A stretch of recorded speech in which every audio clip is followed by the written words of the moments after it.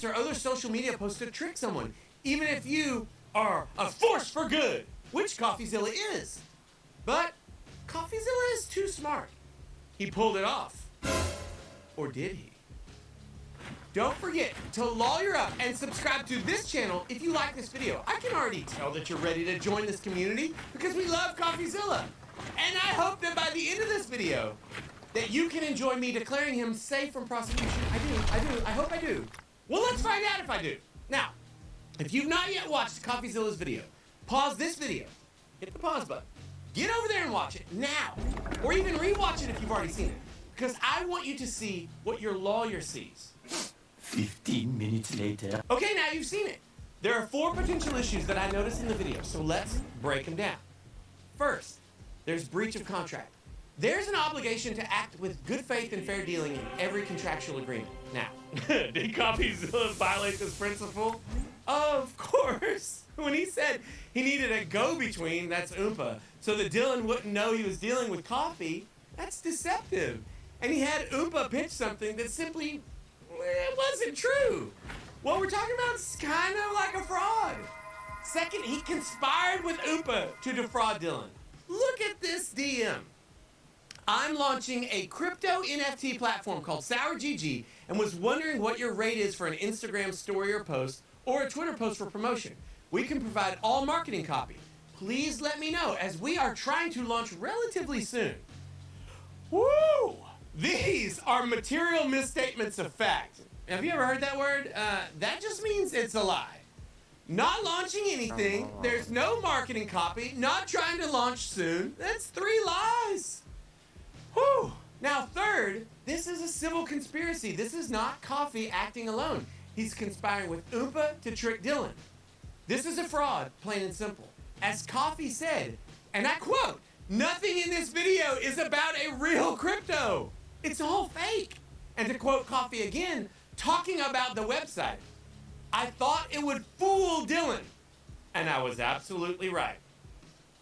And Coffee doesn't get a free pass because he hid Easter eggs of his true identity in the anagrams and the messages. Now, if he had stopped once he got the answer to his question, how much would it cost to have Dylan pump a crypto scam, then Dylan couldn't really sue him and win because Dylan hasn't been injured.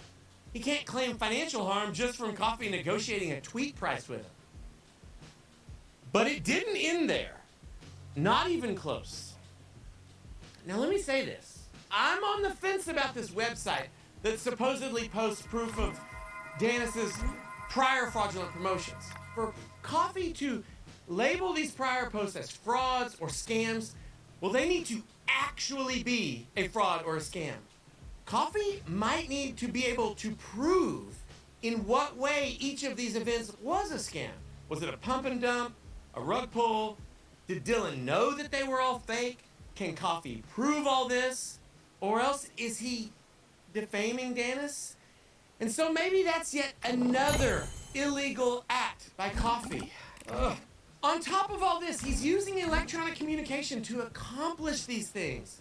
Well, you don't have to be a genius level attorney to know he's potentially committing wire fraud. Now, I've talked about wire fraud many times on this channel, but if you're new here, wire fraud is a financial fraud involving the use of telecommunications or information technology, okay? That's just about everything that Coffee did. At this point in watching CoffeeZilla's video, I was like legit nervous. Look, I've been a lawyer for 20 years. I can't turn it off. If I see someone going over a legal cliff, my instinct is to reach out and yell, "Don't do it! Stop!" But I couldn't reach Coffee.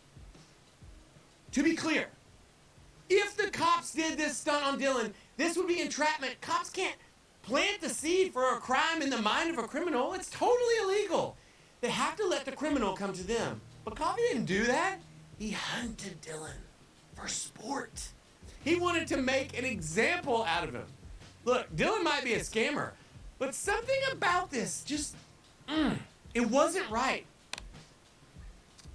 But the whole thing was a magic trick. Coffee was just a local magician appearing at the public library and doing sleight of hand for an audience of spellbound 7-year-olds, or maybe 8. Definitely not 9. 9-year-olds would not have been fooled. But Dylan Dennis was fooled. Look at this disclosure. The contract lays out in almost humorous precision exactly what Coffee is doing. He tells Dylan, I'm going to make you look like a doofus. And what does Dylan do? He says, okay, hit me. For real. He says he agrees. Oh, wow. Do you just see a little DM there? I don't. Not at all. As a lawyer, what I see takes me back to my childhood. I see a get-out-of-jail-free card. Holy night! Coffee had gone too far. He was potentially breaking the law. But then he put all his cards on the table. And Dylan responded by slipping him the only card that matters. The get-out-of-jail-free card. Dylan actively consented to total humiliation for a few $1,000s. Consent. Ouch! Oh! So, can Dylan sue Coffee? And Zach? And Oompa? Heck yeah, he can. And he should. It would be hilarious. As I like to say, this is America. You can sue anyone for anything. But does that mean you can win? No. And Dylan Dennis cannot win.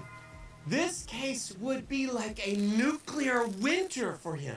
If even half of the 20 scams that Zach identified were in fact actual scams. And I think it's more than half. Well, there you have it, folks. CoffeeZilla proves once again that he's just that good. I didn't doubt it for a second. Okay, maybe like a couple of seconds.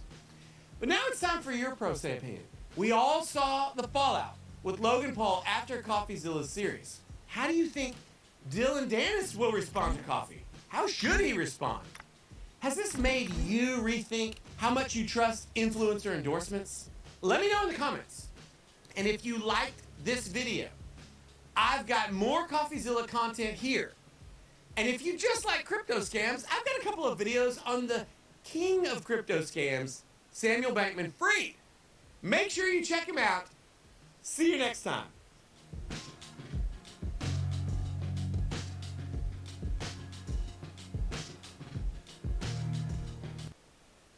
Hello, this is Dr. Grande. Today's question is, can I analyze the Prince Harry 60 Minutes interview? Just a reminder, I'm not diagnosing anybody in this video, only speculating about what could be happening in a situation like this. If you enjoyed this video, please like it, subscribe to my channel, and consider supporting me on Patreon. I will put the link to Patreon in the description for this video. First, I'll provide a brief background of Prince Harry, move to the summary of the interview, then offer my analysis. Prince Harry, Duke of Sussex, was born in 1984. He is the younger son of King Charles III and Diana, Princess of Wales. Harry has an older brother, Prince William, who was born in 1982. William is the heir apparent to the British throne. He is married to Catherine, Princess of Wales. They have 3 children. This means that Prince Harry is 5th in the line of succession to the British throne. Realistically, he has very little chance of ever being king. In July 2016, Harry started a romantic relationship with an American actress named Meghan Markle. The couple married in May 2018. In January 2020, they announced they were stepping back as senior members of the royal family.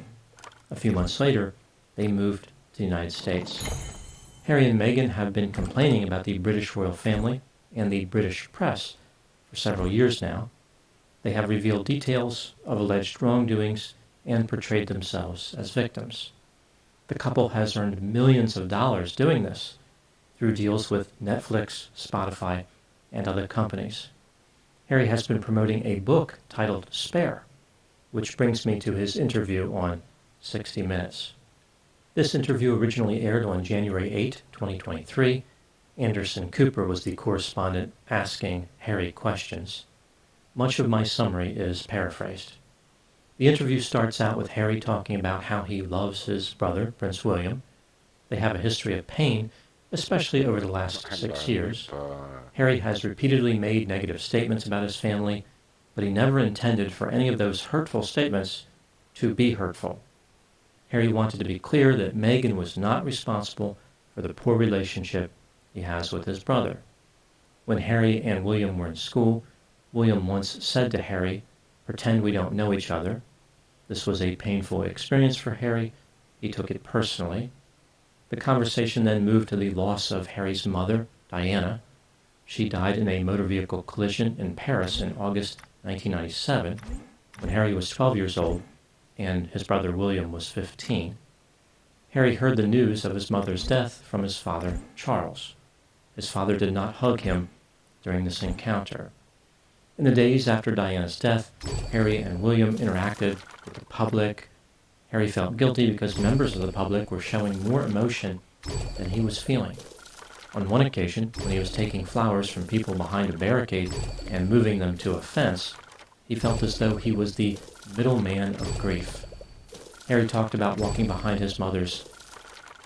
Why settle for good enough when you can do better? More precise. More color.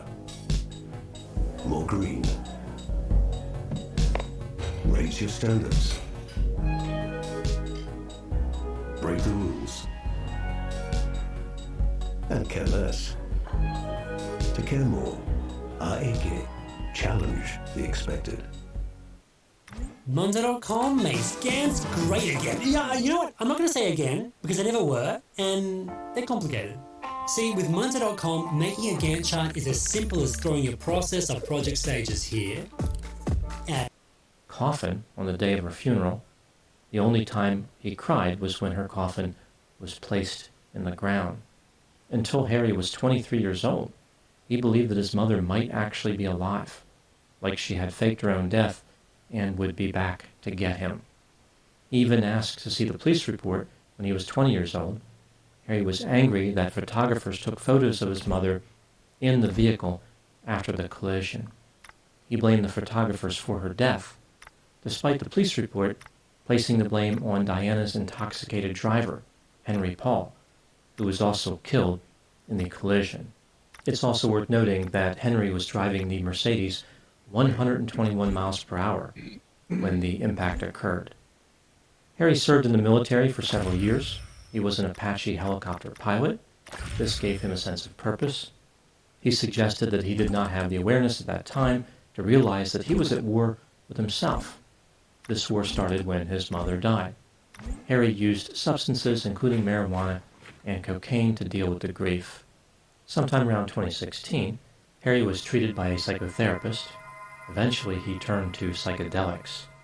These drugs helped him to remove the idea that he needed to cry to prove that he missed his mother.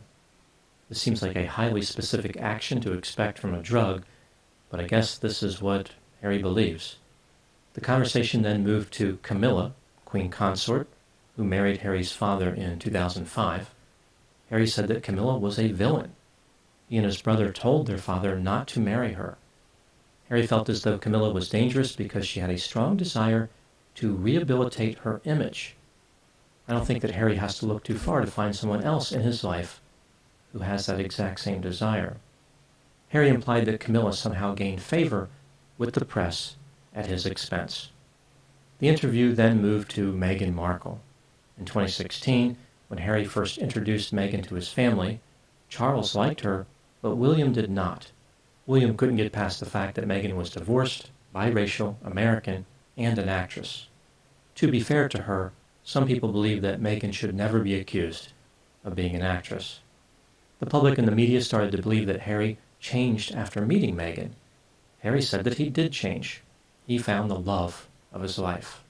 After Harry put out a statement admonishing the press for including racial undertones in their articles about his wife, his father and his brother became angry with him. The marriage between Harry and Meghan in May of 2018 didn't help anything. William continued to distrust Meghan.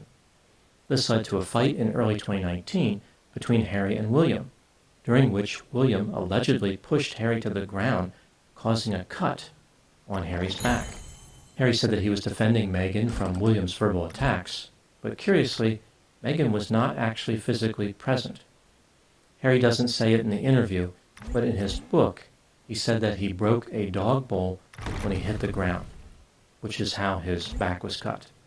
In addition, William broke Harry's necklace. I'm not aware of any description of the necklace, but I'm pretty sure it was not a pearl necklace, because Harry would have clutched that so tightly it never would have broken off his neck. According to Harry, William had been influenced by stories the media was producing about Meghan. Harry made it seem as though William was under the spell of the media. The press was so critical of Meghan that Harry feared that Meghan may bring an end to her own life. This, along with other stressors, led to the couple stepping back from their royal duties in January 2020. Anderson Cooper asked Harry why he and his wife do not simply renounce their royal titles. Harry answered, "What difference would that make?" Anderson then asked Harry why he is making public statements. Harry responded that he tried to resolve the situation quietly, but his family conspired against him. This is just one more in a series of murky answers provided by Harry. The conversation shifted to the death of Harry's grandmother, Queen Elizabeth II, in September of 2022. Harry said that after it was announced that the Queen was very sick, his family took a plane to see her, but did not invite him. There was plenty of room on the plane. Harry did not arrive until after the Queen had died. Toward the end of the interview, Harry revealed that it's been a while since he communicated with his father or his brother. He doesn't believe that he can ever return to being a full-time royal, but he thinks that the relationship with his family can heal. They just need to be willing to have a private conversation with him. Anderson confronted him with the obvious question at this point: how can Harry's family be sure that Harry won't reveal the contents of any conversations to the public? Harry didn't answer the question. Rather, he said something about how the family told lies about his wife to the point where they had to run away from our country. Before he finished the word country, he changed that to my country. The interview concludes with Harry saying that all he has ever asked for is a relationship with his family. Now moving to my analysis. Here are my thoughts on a few areas that stood out to me in this case. Item number 1. Until Harry was 23, he believed that his mother Diana was alive and would someday come back to get him. I don't think this was a matter of Harry not accepting that death is permanent, but rather he believed that there was some type of conspiracy and his mother was never killed in the first place, like she had planned this from the beginning. After first dealing with his mother's death through denial, Harry became angry at the British press. This anger has now spread to his outlook on his family, like they are not doing enough to counter the media narratives. Harry said his family's silence is betrayal. Here we see this theme that Harry has not grieved the loss of his mother. He is consumed with anger, trapped in the past. Perhaps he is frozen at the age of 12. He has come to accept that certain things are true, like his mother is actually dead, but he's still processing information like a 12-year-old. He no longer literally believes his mother will come back, but figuratively, she could come back in the form of other people and revelations. There is the sense that Meghan Markle has exploited Harry's desires. She has caused him to believe that saving her will lead to the redemption he is looking for regarding his mother. Item number 2. One theme of the 60 Minutes interview was how there was a sibling rivalry between Harry and William. Harry titled his book Spare, which could suggest that he's bitter that his brother was born first and will probably be king someday. Harry previously stated that the royal family was envious of Meghan's popularity, like she was outshining them. Taking all these pieces together, one can make an argument that Harry is simply envious of William. He did not like being in William's shadow. Therefore, he is lashing out by revealing all these family secrets. If Harry cannot be king, he is willing to burn the whole system down. This might all be a case of throne envy. I find it curious, however, that Harry is not interested in giving up his royal title. He wishes he could be king, but prince is better than nothing. Item number 3. Other than earning millions of dollars, it's not clear how Harry's repeated negative claims about his family are helping anything. What change does Harry want? What is his objective? Is this supposed to make the world a better place? Harry claims that he wishes to have a private conversation with his family, but he keeps making public statements. There is absolutely no reason that his family would feel safe in speaking to him, even if they did want to talk, because everything they said would be publicly repeated. Item number 4. Harry didn't mention this in the 60 Minutes interview, but in his book, he claimed that he contacted a psychotherapist immediately after the 2019 physical altercation with his brother. I find this curious because Harry previously said that Meghan was not allowed to call a therapist when she was depressed. So the royal family has a policy that somehow permitted Harry to see a therapist, but not Meghan? That is difficult to believe. Item number 5. Harry has made a number of murky statements. He dodges questions with responses that are unrelated. This is exemplified in his criticisms of Camilla. How did Camilla gain favor with the media at Harry's expense? This is a pretty serious allegation. If it's true, Harry should be able to say exactly how Camilla did it, but he won't, or maybe he can't. Harry would have people believe that despite his nonstop talking about his family, he is somehow holding back details to protect them. More likely, there are no details available because he's fabricating stories. The dislike of Camilla could tie back with Harry's unresolved conflict regarding his mother, like he will not accept Camilla trying to be a substitute for Diana. Item number 6. One of Harry's key arguments is that he is morally superior to the British royal family. He may have been biased before he met Meghan, but she set him free, which opened up a whole new world of insight. Now he looks at his family with disdain. They are guilty of institutional bias. If they only would have allowed themselves to be enlightened as well, all their problems would have been solved. If they had embraced Meghan, she would have pulled them out of the darkness. They could join Harry and Meghan as the couple rules during a golden age, which they ushered in through their amazing insight. I find it interesting that Harry's argument is predicated on his insight, the one thing that is notably absent in his life. Harry seems disjointed, confused, superstitious, and has a history of failed attempts to understand himself. Yet, he was just one Meghan Markle away from perfect insight. I think it's more accurate to say he believes he has insight, which is a hazardous position for someone without it. This brings me to item number 7.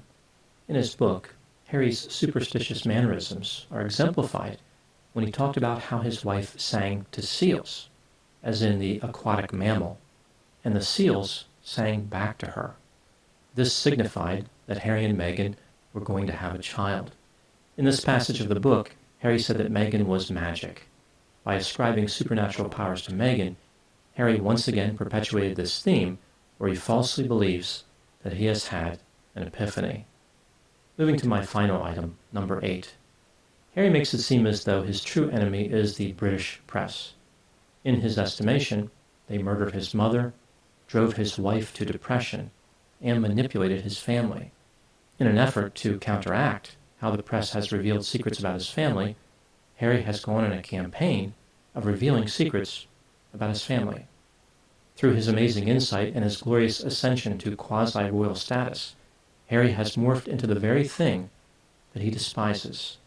He has made millions of dollars sharing secrets and, perhaps, fabricating stories. Fortunately, for the British royal family, unlike the press, Harry will someday run out of secrets to tell. Those are my thoughts on Prince Harry's interview on 60 Minutes.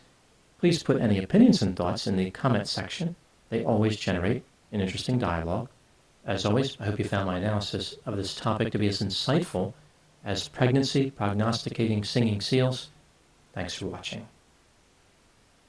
Yesterday, I was browsing through my very own Discord server, and my Discord server was abuzz. Everyone was talking about this new AI speech synthesis. People were talking about how it was shockingly good. And well, I just had to try it for myself, so I booted it up yesterday on the website, and yeah, it's really good. So I can't miss the opportunity to talk about it. I really need to talk about this speech synthesis website. So not only is the actual AI speech synthesis itself very, very good, but it actually has a few extra features that I want to discuss that make it even better. There's a lot of AI speech websites out there, and not Not room for competition. This one competes.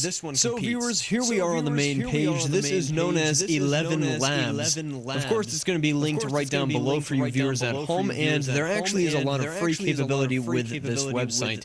So let's take a look here at what 11 Labs can do. First of all, as we were saying, this is speech synthesis, so a lot of people might not be mind blown by speech synthesis, but I certainly was mind blown by this speech synthesis because it's indistinguishable from actual human conversation, and it's just text to speech. I reviewed a really good AI voice changer a few months back, and that was pretty mind-blowing to hear, but this sounds better than that actual voice changer. So like when I'm using a voice changer, I'm actually providing it with a lot of information about how to say the words, right? This is just text, and it's able to interpret the text and then create a completely realistic voice based off of it. There's no robotic weirdness to it that you'll see with stuff like uberduck.ai, and uberduck.ai is really good, but this is a lot better. You could narrate entire books with this thing, and it would not break a sweat. You wouldn't even notice that it's AI. Truly remarkable stuff. They've got a few different voices that you can pick from here. So we've got a few male and female voices. Oh, this custom voice known as Matt VidPro. We'll take a look at that later. Anyways, let's try their default Adam character here. We've actually got some voice settings to change around what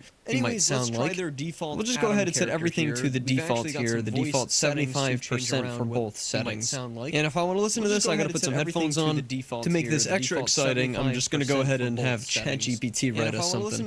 If you guys didn't see my last video, we talked all about AI text detection tools. So ChatGPT actually generated us some different test sentences. This one was pretty funny. It's an essay about how much this guy loves bugs. So we'll just take this first sentence here and see what 11 Labs does. Again, this is default settings, and we'll talk about how you can manipulate these settings to get different effects. We'll click generate here, and it will begin to generate it. And the generation time, by the way, is very quick. It's maybe 15 seconds max.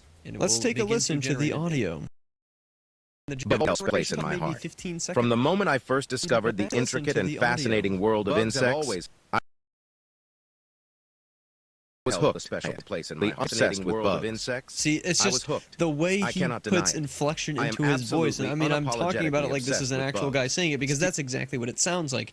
There is no denying that that sounds very, very human. It sounds, what it really reminds me of is, I don't know if you guys remember, you know, being in school when they would put the CDs in with the reading of the books, like the whole class would have the book open and they'd be reading something. That's what it sounds like, one of those book narrators from when you were in school.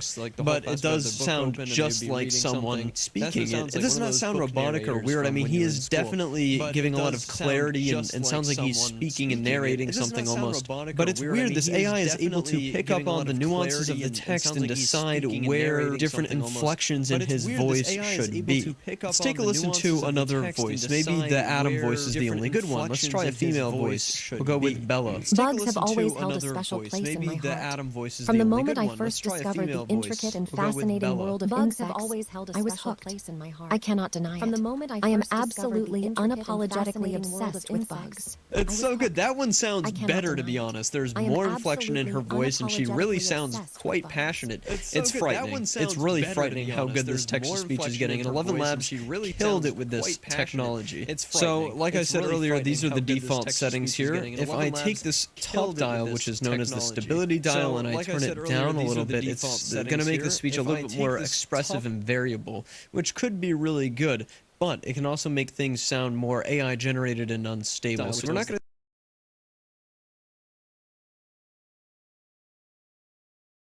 turn it down to that 60 for this a little bit more clear. So yeah, let's go ahead and just see what we get out of this thing. Let's click generate. I assume this is going to take a lot longer to generate. Once upon a time, there was a washing machine named George Washington.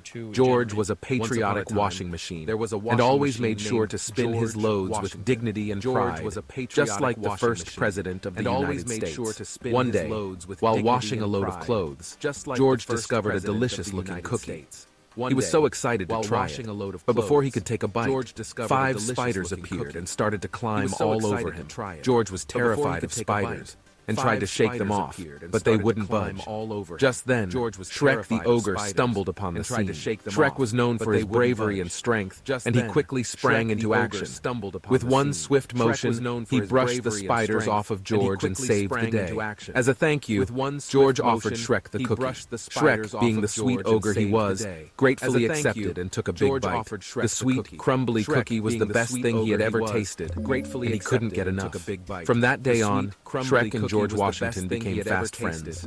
They would often spend their days washing clothes and enjoying cookies together. The 5 spiders, who were really just looking for a place to call home, found a new home on George's agitator and were happy to have such a delicious cookie factory nearby. And so, the friendship between a washing machine, an ogre, and 5 spiders lived happily ever after.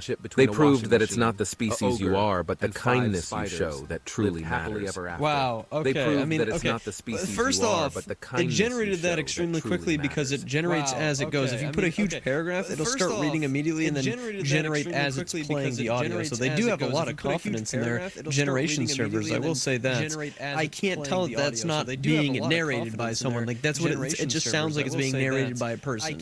A person is saying it. It does not sound like AI. It does not sound robotic. If you listen really closely with headphones on, you can kind of hear some splits in the audio maybe, but it's just way too good. Honestly, the story by ChatGPT was pretty good. Nice little message at the end. All right, so now we're gonna have ChatGPT describe the Krusty Krab and the characters inside it from SpongeBob SquarePants as if it was written by H.P. Lovecraft. This is going to be interesting. It should sound scary. The Krusty Krab, located in the depths of the oceanic abyss, is a place of both wonder and terror. It is a place where the strange and the monstrous meet, where the laws of physics are defied and the boundaries of the mind are pushed to the brink. The first of these strange beings to greet the unwary visitor is the proprietor, Mr. Krabs. With his bulbous eyes and gnarled claws, he is a monstrosity in and of himself. His laughter, which echoes through the halls of the Krusty Krab, is a sinister, maddening sound that sends shivers down the spines of even the bravest souls. But the horrors of the Krusty Krab do not stop with Mr. Krabs. The chef, SpongeBob SquarePants, is a yellow sponge of indeterminate origin. His eyes, which seem to look right through the visitor, hold an eerie gleam, as if they contain some unspeakable knowledge. He moves about the kitchen with a fluid grace that is both unnerving and fascinating, his laughter ringing through the chambers like the tolling of a death knell. The Krusty Krab is not without its lesser terrors as well. The fry cook Squidward is a cephalopod of bizarre aspect, with a long, writhing tentacle where his nose should be. His hateful scowl is matched only by the eerie, soulless laughter that emanates from his being. The customers of the Krusty Krab are no less strange. The green and grizzled old sea captain, Captain Redbeard, is a figure of both awe and terror, with a voice that seems to rumble like thunder from the depths of the sea. The bumbling and blubbering tourist, Harold, is a being of indescribable horror, with a face that seems to shift and change before the very eyes of the beholder. And then there is the legendary creature known only as the Flying Dutchman. He is a wraith-like figure, with a face that is as ancient and timeless as the sea itself. His laughter, which seems to come from the very depths of the ocean, is a haunting sound that sends shivers down the spines of all who hear it. In conclusion, the Krusty Krab is a place of both wonder and terror, where the strange and the monstrous come together in a twisted dance of madness and horror. It is a place where the laws of physics are defied, and the boundaries of the mind are pushed to the brink. It is a place that should be approached with caution, for those who dare to enter may never return. Wow, okay. It is a place that should be approached with caution. It was fantastic. It did a great job. It sounds like a person's reading it. There's no and or buts about it. Like there's nothing wrong with it. It's crazy how crystal clear and good it really is. I did notice, I think in the last paragraph there's a little bit of weirdness going on. Maybe it's only because I'm wearing headphones that I can hear, but other than that, I mean, it's fantastic. It sounds like he's saying it with like almost a scary tone. It's very well toned. It's crazy how it's able to pick that up from the text itself. I don't know what's going on under the hood with this thing, but it's different than other text-to-speech synthesis for sure. All right, so now that you guys really get a good idea of how good this thing is,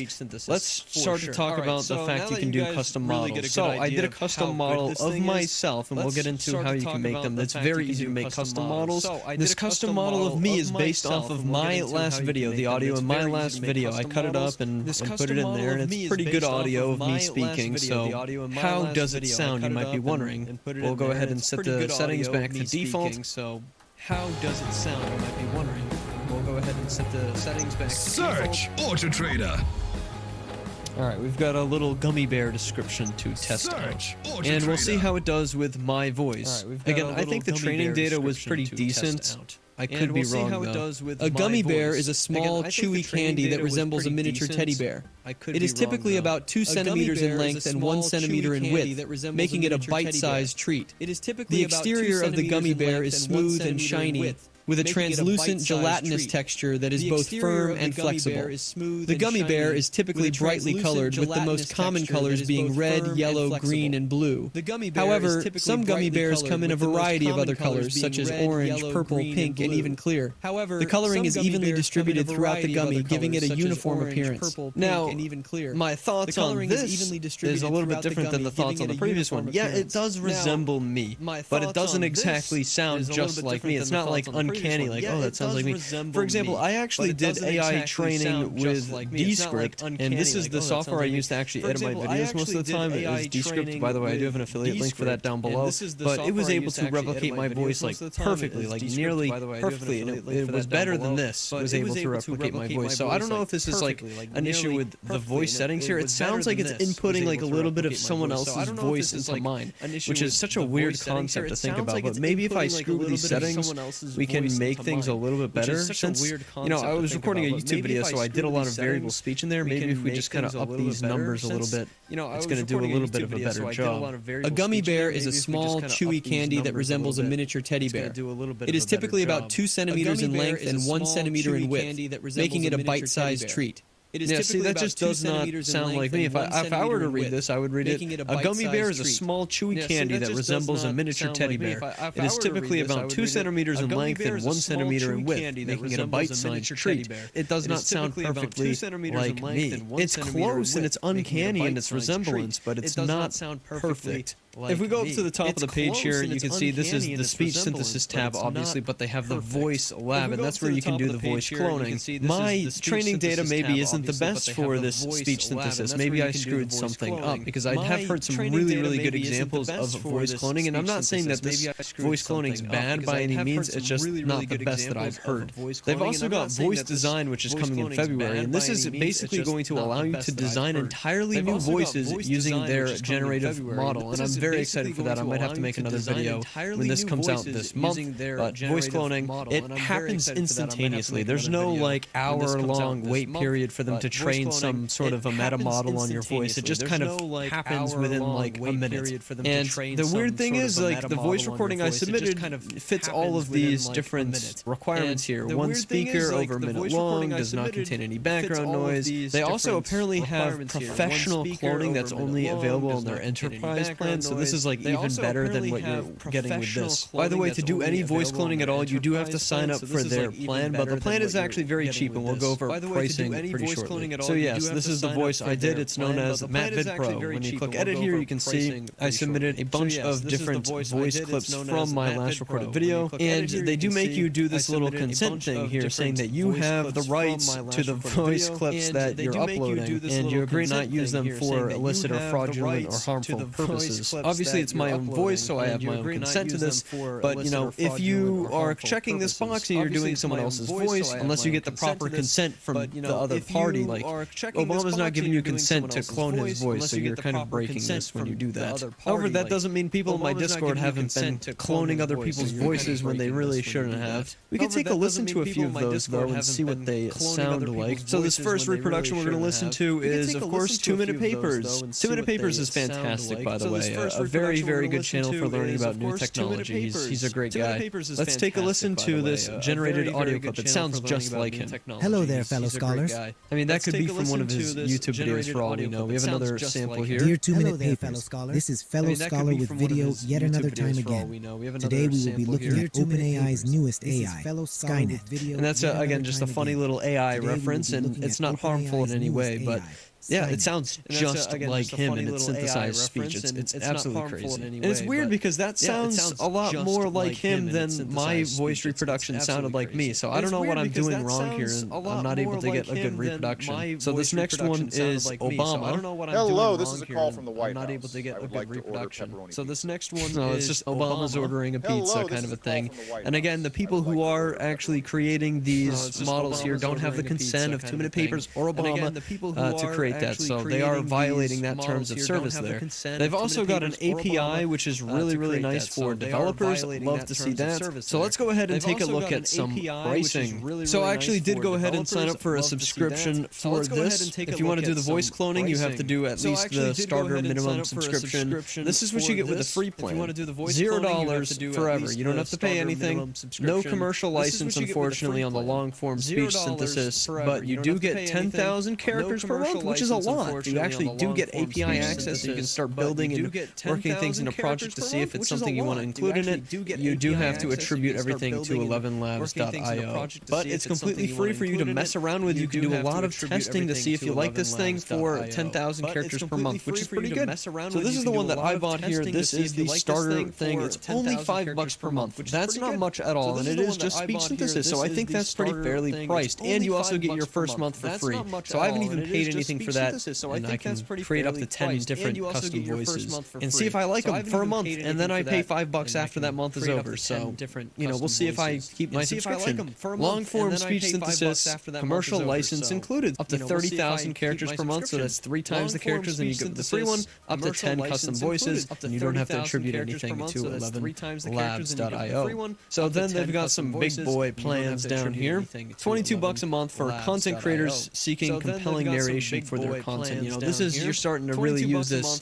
as a core part of your production process. Let's say if you're a creator, 100,000 characters per month included. If you need more than that, you can do 30 cents per 1,000 characters after that, which I think is pretty fair. Up to 30 custom voices. You've also got an $100 a month plan, and like, this gets even crazier. This is like independent publishers, apparently. You know, people that want to create audiobooks. Maybe if you're an author, that's what you would do. Turn all your books into audiobooks immediately. No narration required. Crazy, right?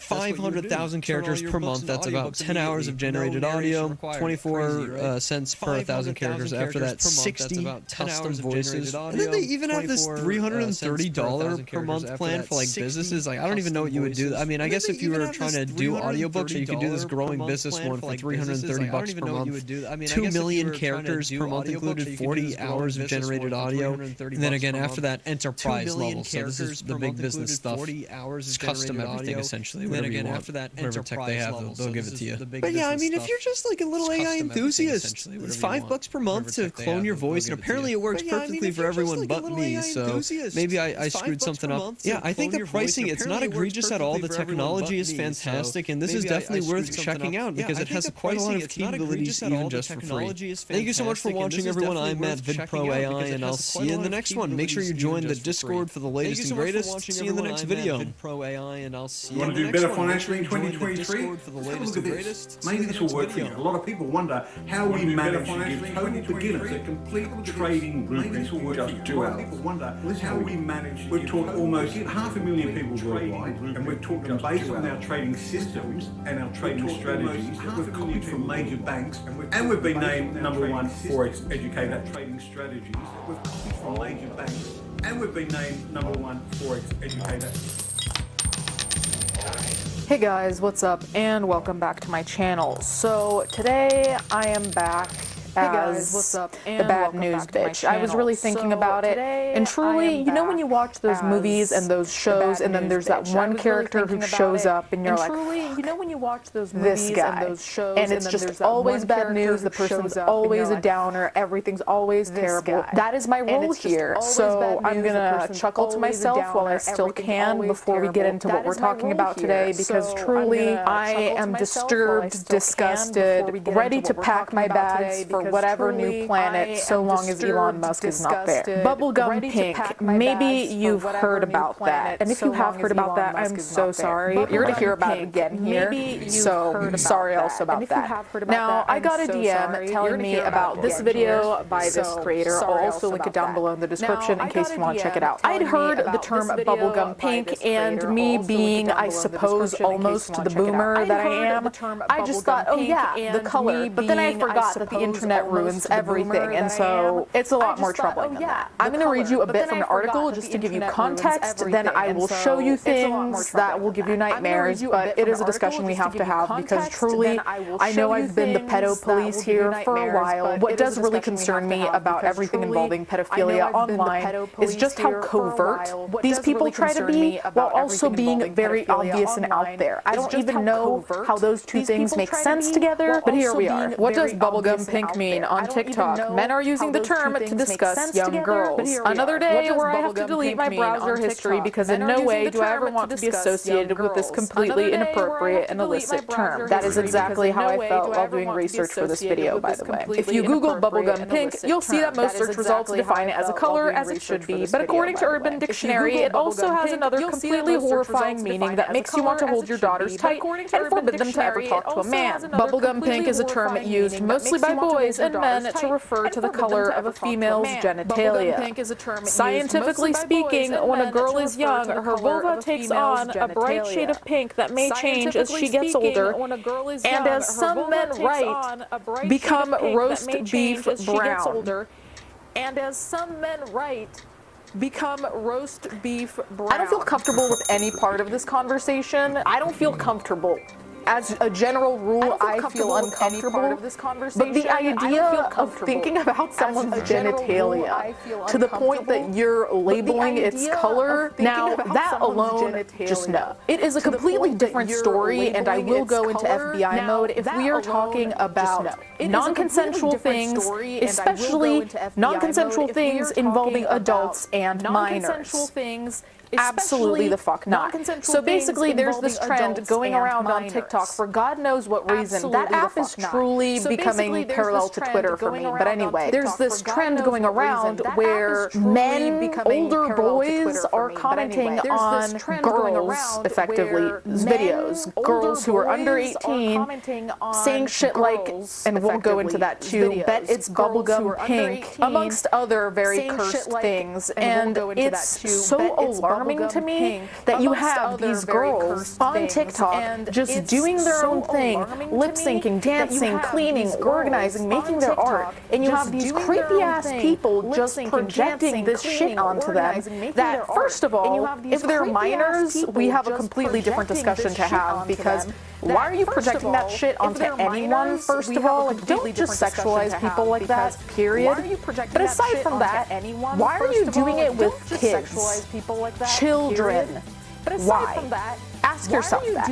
Ask yourself that. Consider taking some emergency leave from work and checking yourself in somewhere. If you are watching these TikToks and wondering about a girl's genitalia color and being so okay with that that you're going to comment it, or being so stupid that you think it's funny to comment that, because truly it is a very good thing that I'm not a parent, because if I were, you best believe there would already be a little task squad of us showing up at your house if I find you commenting shit like that. Truly, no. If you're a 45-year-old man commenting that, well, even if you're a 25-year-old man for that matter, you need help. Get some help. As of writing, TikTok appears to be taking steps to rid the platform of videos that reference bubblegum pink. Some phrases like, I bet it's bubblegum pink, are no longer searchable. So I just searched it 2 seconds ago saying bubblegum pink. There's still a lot that comes up. So I just searched it 2 seconds ago. Okay, TikTok. The fact of the matter is that there's an abundance of videos that use the term. It's unknown if TikTok will be able to locate every single video. If you're a woman, the best thing you can do is turn off your comment section and report any and all online harassment you have been a victim of. So I'll show you a couple of TikToks that I found. The point of these TikToks is to underline the existing problem. So it's supposed to show you comment sections and underline the whole what the fuck vibe. So it's supposed to show you comment sections and underline the whole what the fuck vibe.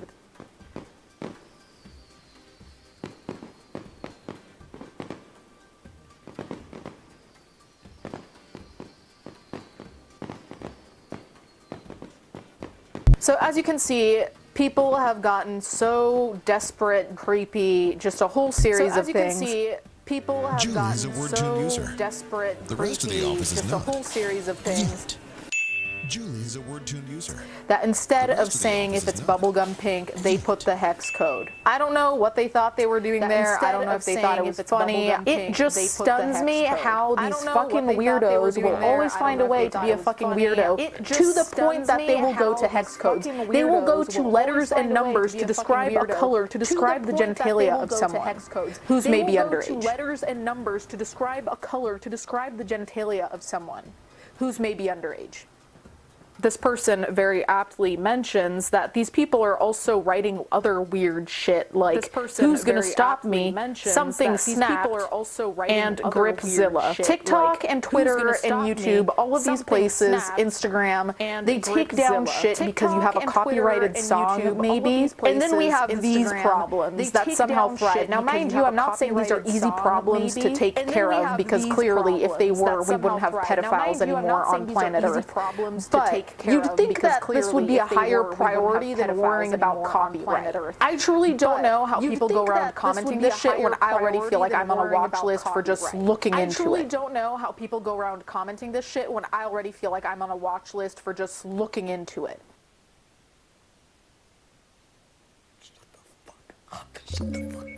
So then we have the term Grip Reaper, something else that makes me truly want to dive off the balcony right now. I'm not showing the video just because the comments are the most important part, but this is a young lady at the gym and she's wearing gym attire. People commented things like, pink starburst, grippy grip on the wall, who's the grippiest of them all, the grippiest in the West.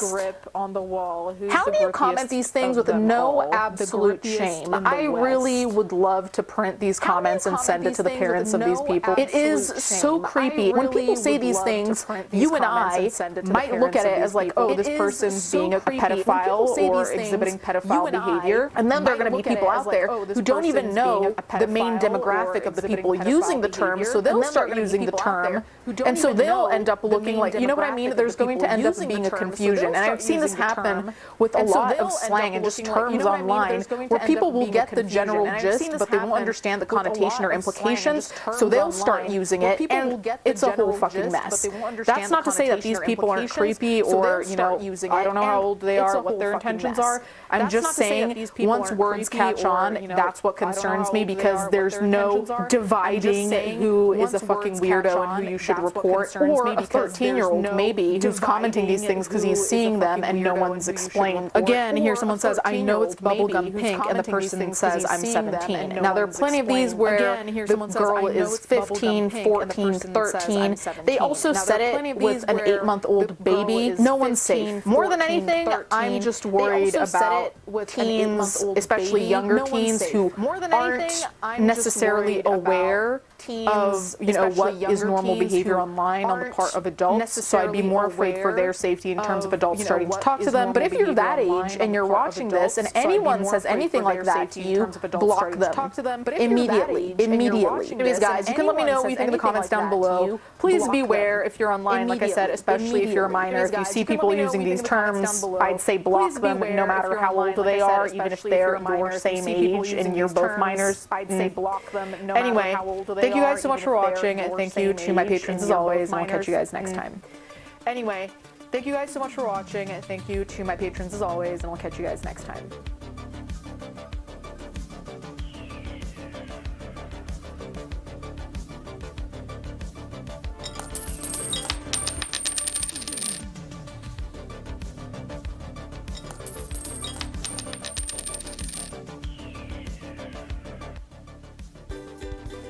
Why do a website when you can create an app for your business?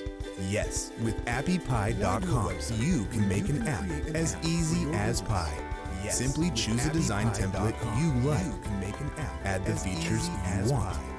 Once you are happy with the results, publish it to Google Play and iTunes, so your clients can download your app. Publish it to Google Play and iTunes. Go to appypie.com and create your app today. Go to appypie.com and create your app today. For just $67, You can make as many videos as you want, and you never need to pick up a camera or use any fancy editing software. You can make as many videos as you want. You drag, you drop a camera, you tweak some settings, and boom, video done. It'll take you just a few minutes. So, let's hear from the Doodly creator, Brad, to see why Doodly is so easy to use and why you should grab this offer right now.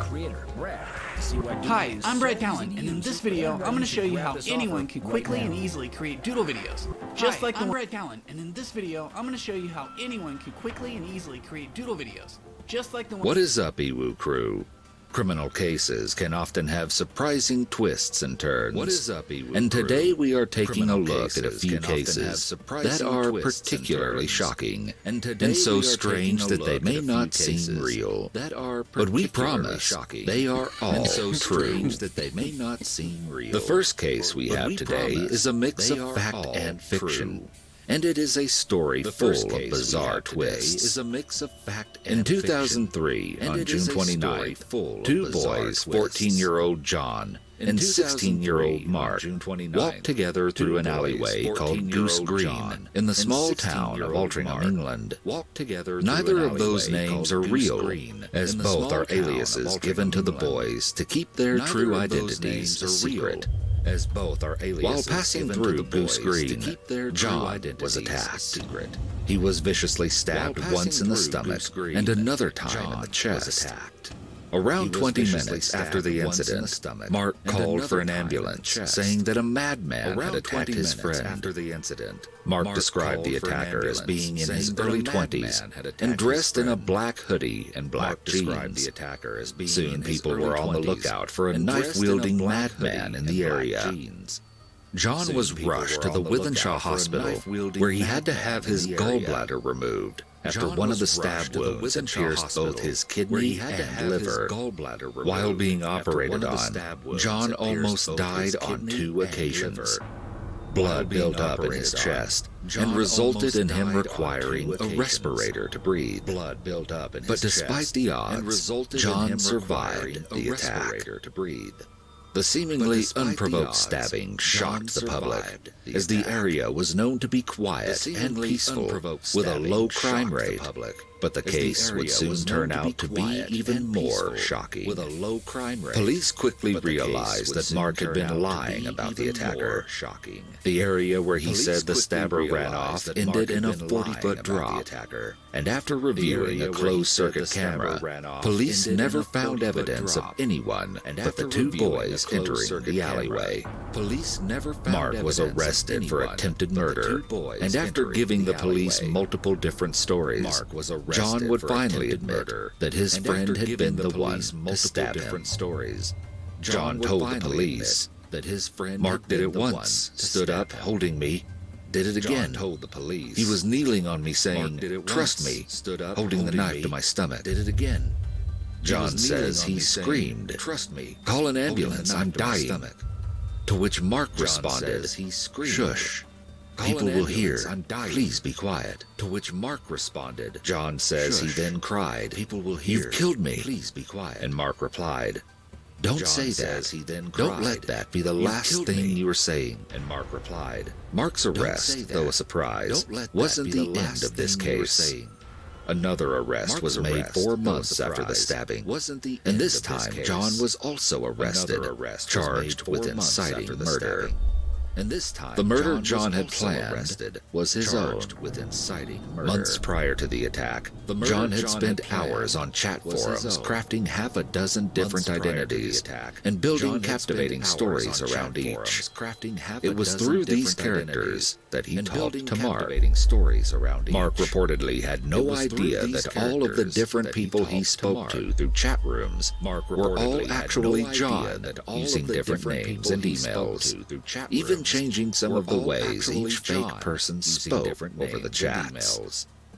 John had initially befriended Mark through his first fake character, named Rachel West, who claimed that the real John was her brother.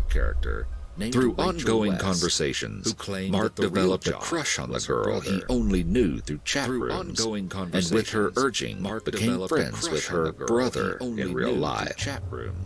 And with the 6 chat room characters, John built a shocking world where Mark was dating Rachel, where there were kidnappers, murderers, and secret agents, and Mark was part of it all. Though the world was only discussed through chat rooms, Mark believed it and was wrapped up in a world that was part real, part fiction, all masterminded by John and his 6 characters.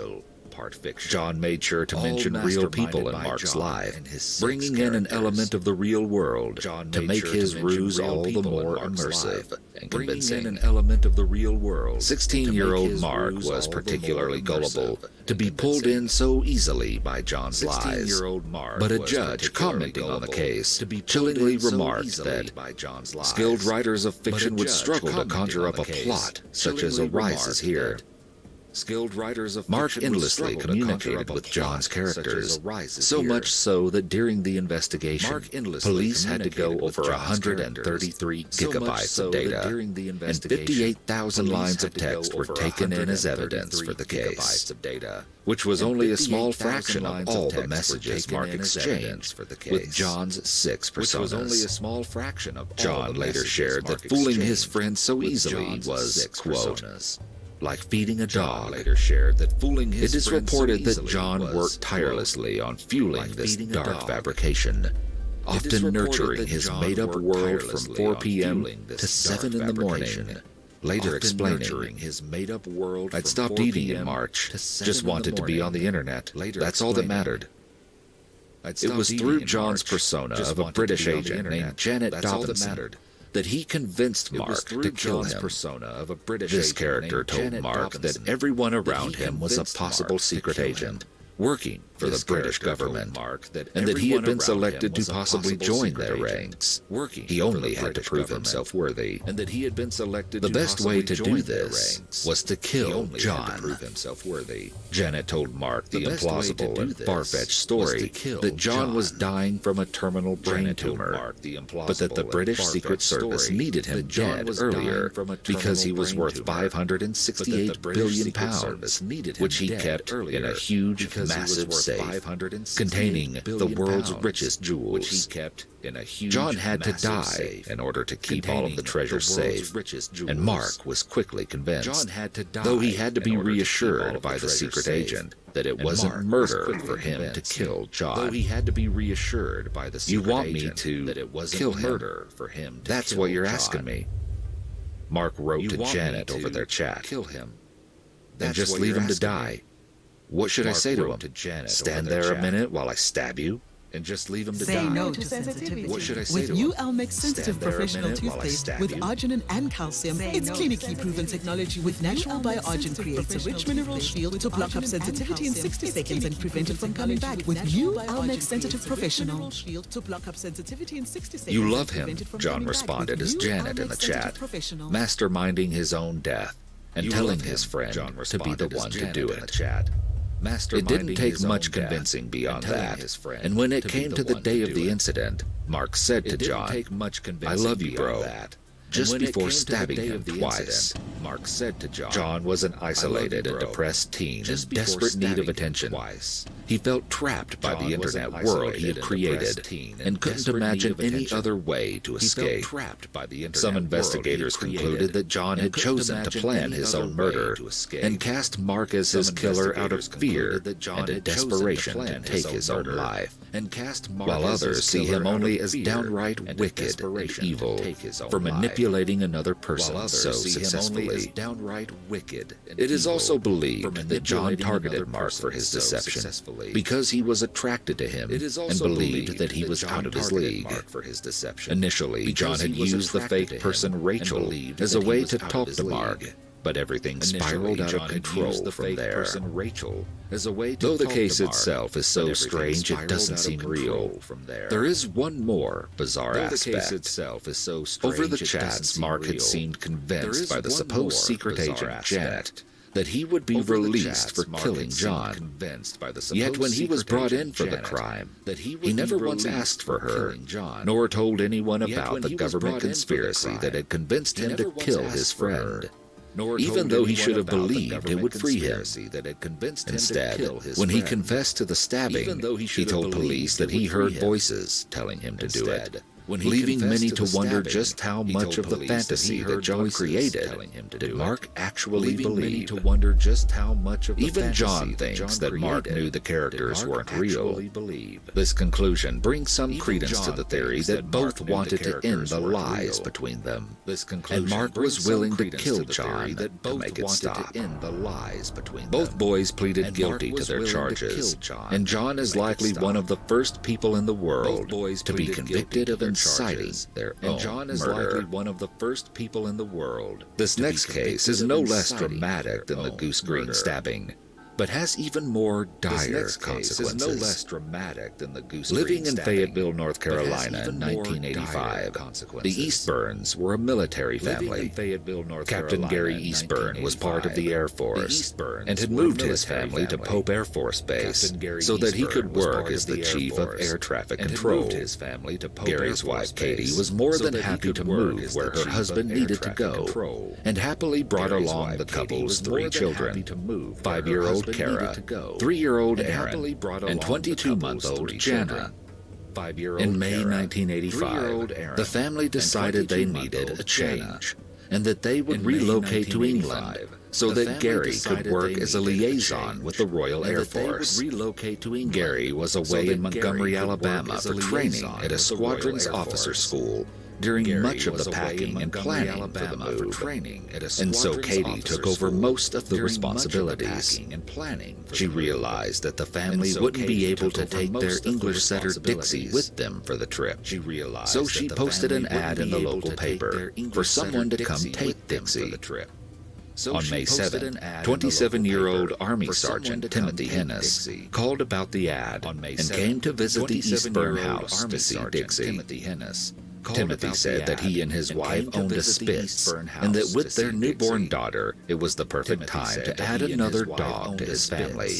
And so he took Dixie with him. On May 11th, Gary became concerned when Katie didn't answer any of his calls, but concluded that she must have been busy with the move and their kids.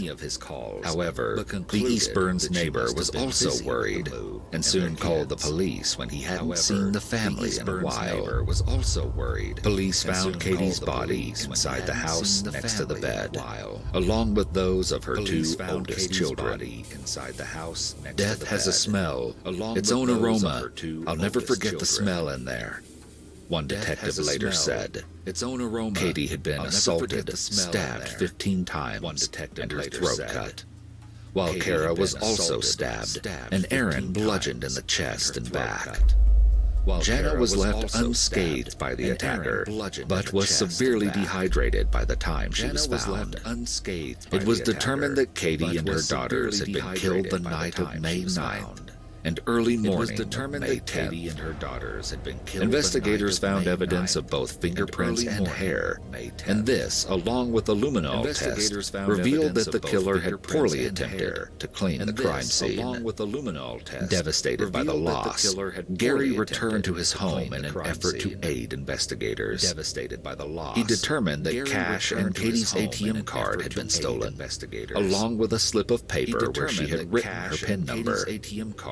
Witnesses came forward to say that they had seen someone enter the Eastburn house the night Katie and her daughters were killed. The person was described as being a tall white man, wearing a knit cap and a black jacket that had "Members Only" written on the back. He was seen driving from the house in a white Chevrolet. Katie's bank card was also used after her death to withdraw cash. And witnesses saw a man who matched the same description in the area where the money was taken out. Timothy Hennis was quickly identified as the prime suspect in the murder, as he fit witness descriptions, and one witness even picked him out of a lineup. Timothy said he had no contact with Katie beyond picking up the dog, and claimed that he was at his in-laws the night of the murder, except for a short period when he stopped to refuel his car while returning home. Despite this, he was interviewed and asked to give saliva, hair, and fingerprint samples. Timothy's alibi fell apart when his former girlfriend came forward and said that he had visited her house that night. And evidence was found that he brought his members-only jacket to the dry cleaners on May 10th. He was also seen burning things in a bin by his neighbors. Timothy was arrested and charged with all 3 deaths. During his trial, Timothy was offered a plea deal, which he turned down. He was then found guilty on 3 counts of first-degree murder and sentenced to death.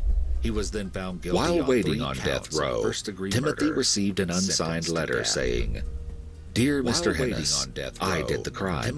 I murdered the Eastburns. Sorry you're due in the time. I'll be safely out of North Carolina when you read this." The same letter was also sent to the local sheriff's office.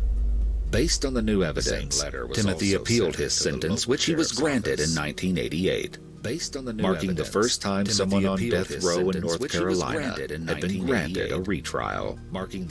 Timothy's lawyers argued that because police used graphic photos of the crime scene as part of his interrogation, the images had undue influence on him and swayed anything he said while being questioned. The new trial tore into the witnesses who claimed to have seen Timothy on the night of the murders.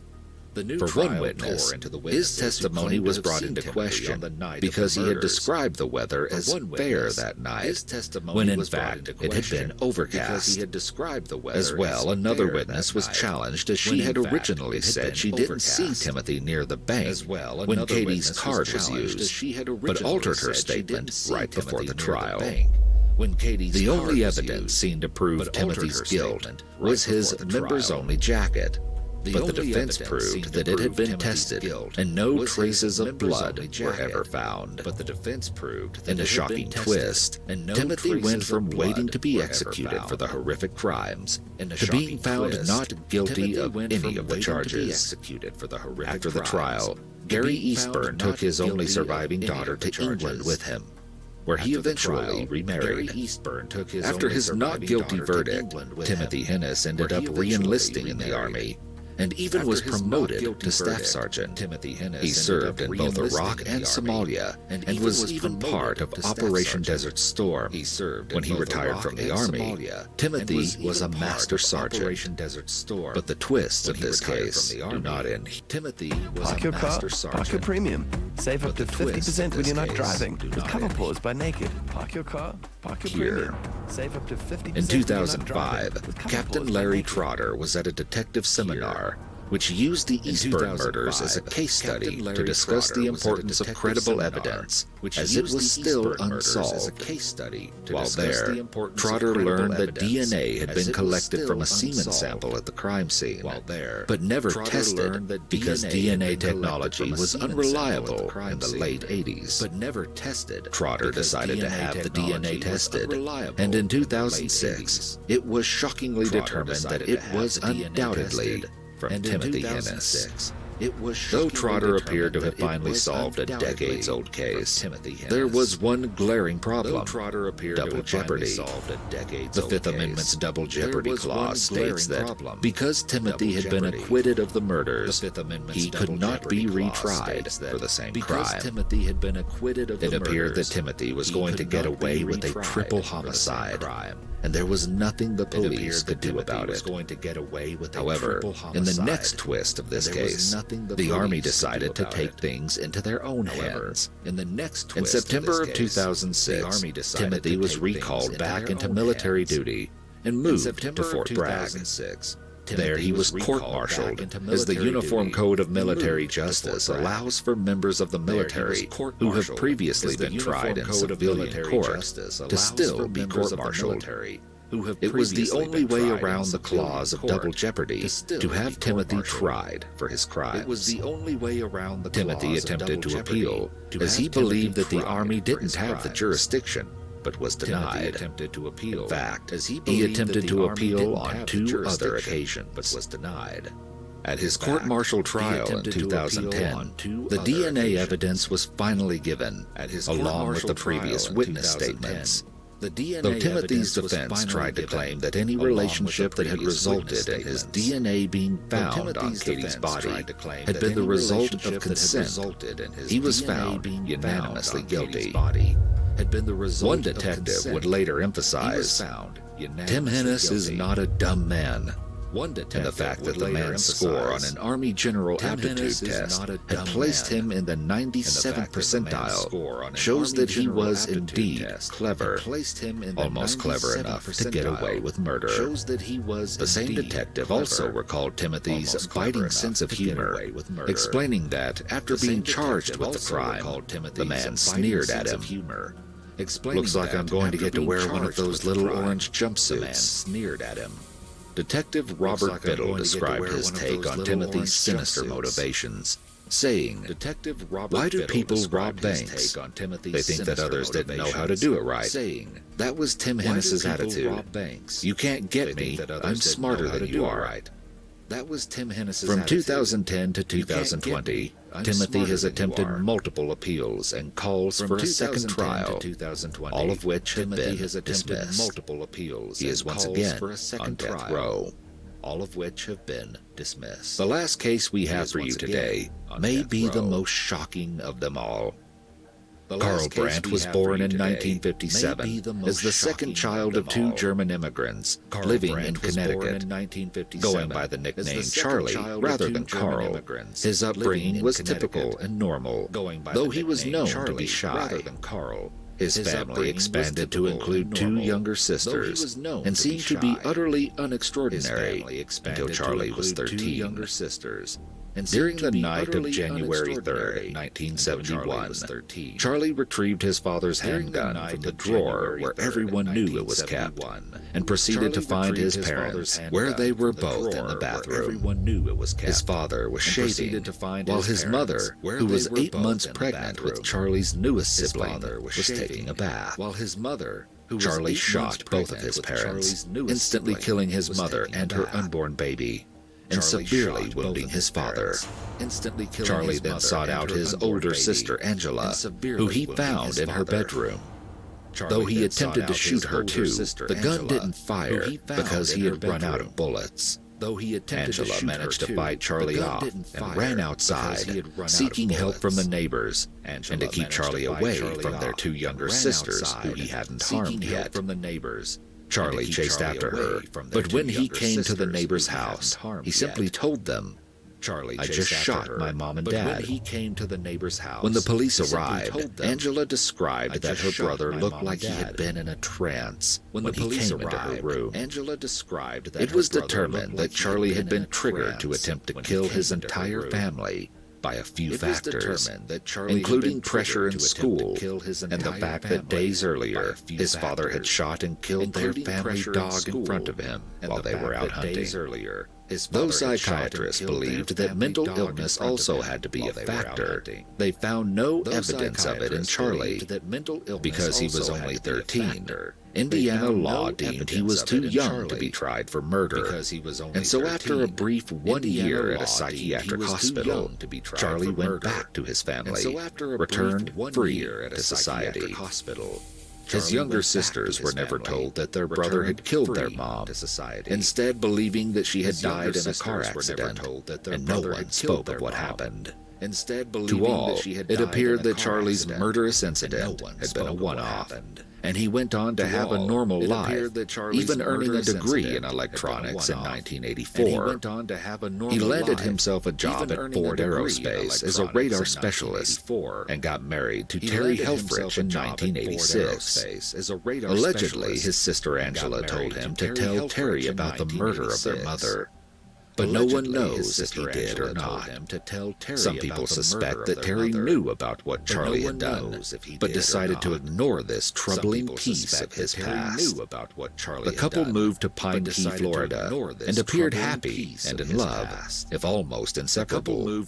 Charlie was described by all who knew him as a nice, easygoing, and quiet guy. And none would have guessed at his dark past as a child. But in September of 2004, the couple were forced to evacuate as Hurricane Ivan swept into the area. This proved to be a catalyst for the couple's downward spiral. Luckily, their niece, Michelle Jones, had a house near Orlando and offered them a place to stay with her to wait out the storm. Michelle had invited some friends to come over on September 13th, but she canceled after she and Charlie and Terry got into an alcohol-induced argument. For a few days after this phone call, no one could get in contact with Michelle, and her friends and mother began to worry. One of her close friends, Debbie Knight, decided to go and check up on Michelle herself on the 15th, and what she discovered was utterly shocking. The house was locked, and so to get inside, Debbie broke into the garage. Inside, she found Charlie's body. Debbie broke into the garage. Inside, she found Charlie's body.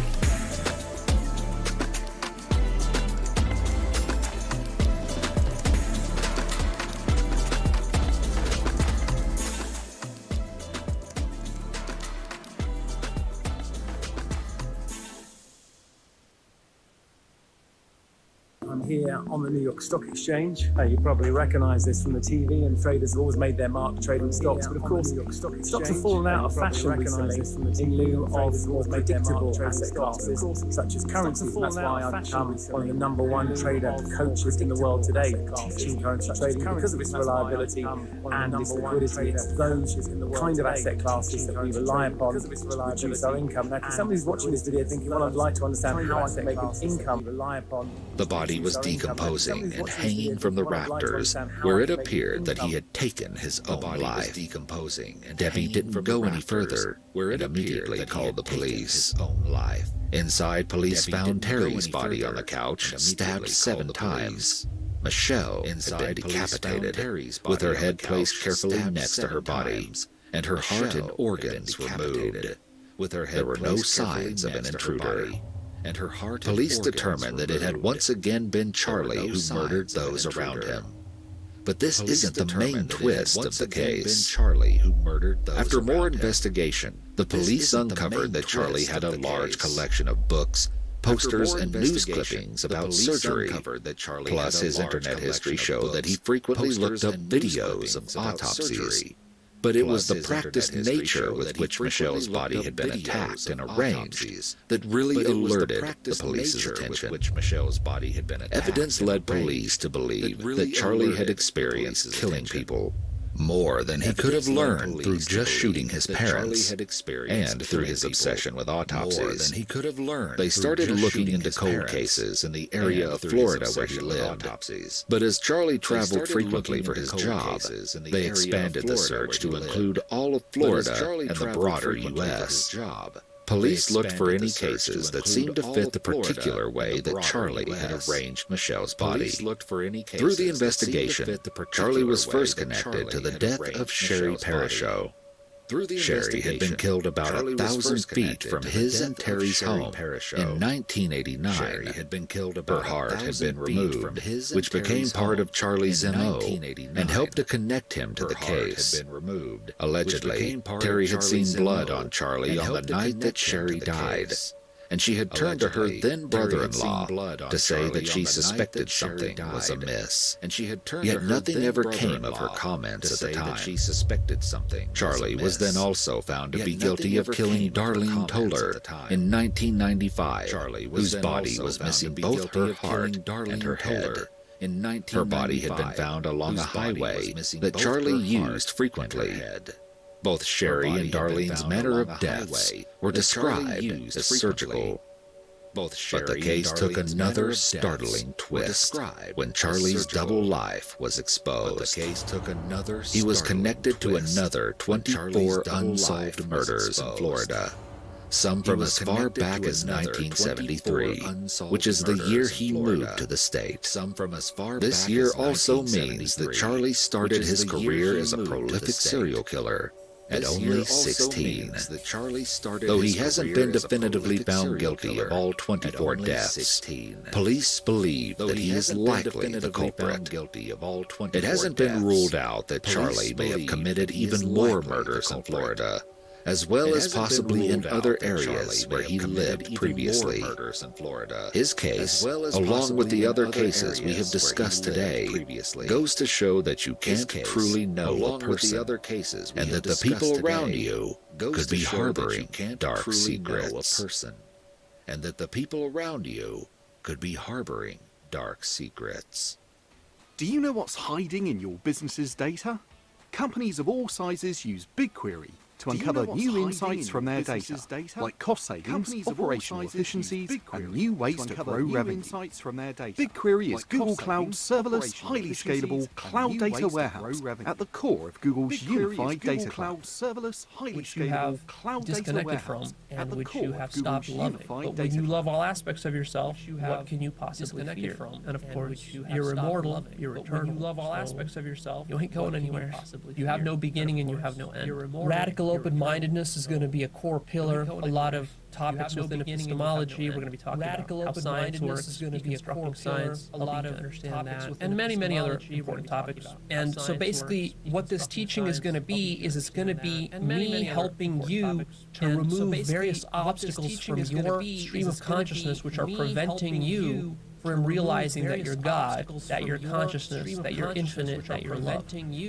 Leo Gura is a man who may seem warm and inviting at first glance, but people who run cults of personality often are. His very shady sales tactics, dubious teachings, and dangerous advice about everything from psychedelics to self-help has led to the destruction of many people's lives, whether they be ordinary citizens or prominent public figures whose breakdowns are televised. This is the story of Leo Gura's 10-year-long grift and the damage left in its wake. This is the story of Leo Gura's 10-year-long grift. The self-help genre is over a century old, but while it mainly consists of books about having a positive outlook and setting goals, this medium can turn surprisingly